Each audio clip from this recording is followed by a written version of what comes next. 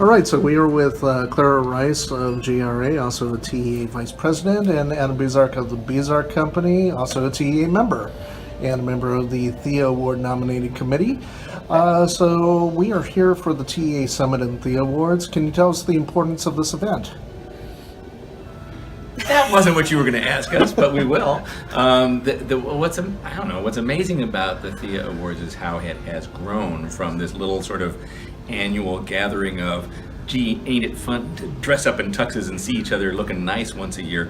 Theme park prom. Right, the theme park prom, the nerd prom. Yes. Into a truly international event that is actually changing the industry.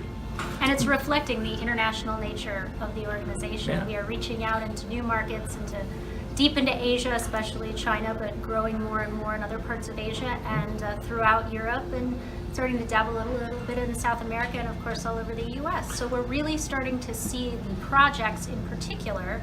Look how many projects we had from Asia this year, representing the global nature of our 1,700 plus members.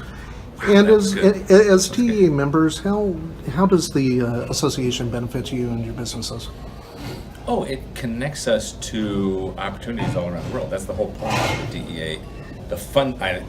For me, the fundamental purpose of the TEA is to help professional people do better work and get more work, right? And grow their companies, their talents, and their business. I'm sure there's a better phrasing for it. Without TEA, getting that's all what it means to me. Gooey about it. I mean, this has really become my family. It's become my professional family over the last few years. And not only, not only do we find great projects, but as the chair of the Next Gen Committee in a past life, it's also an opportunity to find great talent and great collaborators. So you're not only making friends, you're making business partners. And you brought up the Next Gen. Can you tell us a little bit about the Next Gen program and how that helps people wanting to enter the industry? Next Gen is for students and those out of school 3 years or less. It gives them the opportunity to network with each other, to network with leaders in the industry, and to develop themselves as professionals in the industry. So we have behind the scenes events, we have our Gib Gabs, which is essentially a cross between The Apprentice and speed dating. Speed dating job fair. Right? Yes. It's exhausting, but amazing. Campus visits. So really a variety of ways that they can plug in both digitally and in person to the leaders of our industry so that they can become the next leaders themselves. Mm-hmm. And Adam, having your own company, how has Next Gen benefited your company? We've hired 2 of them this year already, just out of the pool of people coming out of the industry. Kind of one of the amazing things that I've gotten to watch over the course of my career is when I came into this business and I wanted to be a theme park designer, there was no way to learn how to do that. I had to sort of create my own degree out of bits and pieces at USC. I sort of made this Frankenstein thing to learn how to do it. Today there are actual degrees, at 5 or 6 universities that have real degrees in learning how to do what we do, and it's yielding this glorious crop of people. I used to be afraid that I was going to die old and alone in this industry with nobody left, and that nobody was going to come in to replace us. But now there are. Now you'll die old and with lots old of and people beloved. around you. Right, still old. Be good.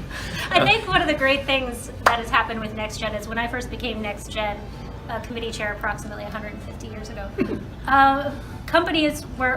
students were coming up to me saying, I need a job, I need a job, I need a job. Fast forward, not 2 or 3 years later, and I have companies coming up to me at IAPA going, please, I need people. I need the Next Gen. Yeah, that paradigm shift has been fantastic, and it's great to see the Next Gens progress from being students to being recent grads to be getting their first job to then they're promoted, and it makes you feel warm and fuzzy. So as we're talking about the Next Gen, let's talk about the Next Gen of themed entertainment itself. What trends do you see happening?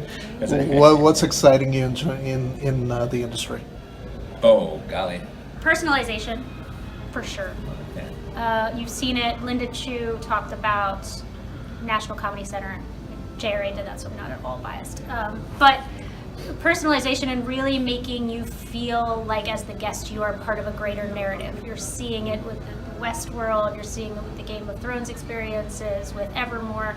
You're really seeing, you're not just a passive participant anymore. You are fully into the story. You are a character in the story and you have a role to play. And I think that's one of the number one trends happening right now. Yeah, our parallel buzzword is agency.